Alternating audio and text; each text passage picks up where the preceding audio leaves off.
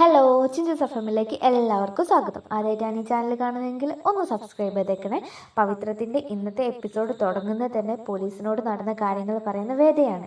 വേദ എല്ലാ തെളിവുകളും സഹിതം കൊണ്ടായിരുന്നു അവിടെ എത്തിയത്. കാര്യങ്ങൾ കേട്ട പോലീസ് പറയാണ് നമുക്കിത് അന്വേഷിച്ച് കണ്ടുപിടിക്കുക എന്ന്. പിന്നീട് കാണിക്കുന്നത് ശ്രീനിവാസിന്റെ വീട്ടിലെത്തിയ വിക്രമിനെയാണ്. വിക്രമിനെ കണ്ടതും സുധ ശ്രീനിവാസിന്റെ അടുത്തേക്ക് പോവുകയും അവന്റെ മുന്നിലേക്ക് പോകരുത് എന്നും പറയാണ്. എന്നിട്ട് സുധ പോയി വാതിൽ തുറക്കുകയും വിക്രമിനോട് സൗമ്യമായി സംസാരിക്കുകയാണ്. എന്നിട്ട് സുധ കള്ളം പറയുന്നുണ്ട്, ശ്രീനിസാർ ഇവിടെ ഇല്ല എന്നും പുറത്തു പോയി എന്നും. എന്നാൽ വിക്രമിന് സുധ കള്ളം പറഞ്ഞതാണെന്ന് മനസ്സിലായി അവിടെ നിന്നും പോവുകയാണ്. പിന്നീട് കാണിക്കുന്നത് കടയിൽ നിന്നും സാധനം വാങ്ങി ഇറങ്ങിയ രമ്യയെ കണ്ട് പിടിച്ചു നിർത്തിയ വേദയാണ്. വേദയുടെ കൂടെ പോലീസും ഉണ്ടായിരുന്നു.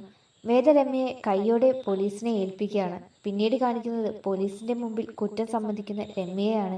പിന്നീട് കാണിക്കുന്നത് വിക്രമിനെ ഉപദ്രവിച്ചവരെ പുറത്തു നിന്നും കണ്ടുമുട്ടുന്ന വിക്രമിനെയാണ്. വിക്രമിനെ കണ്ടതും ഗുണ്ടകൾ ഓടുന്നുണ്ട്. വിക്രം അവരിൽ ഒരാളെ ഇടിച്ചു വീഴ്ത്തി. എന്നിട്ട് ചോദിക്കുന്നുണ്ട്, നിങ്ങൾക്ക് ആരാണ് കൊട്ടേഷൻ തന്നത് എന്ന്. അപ്പോൾ അവൻ പറയുന്നുണ്ട് അഭിലാഷ് ആണെന്ന്.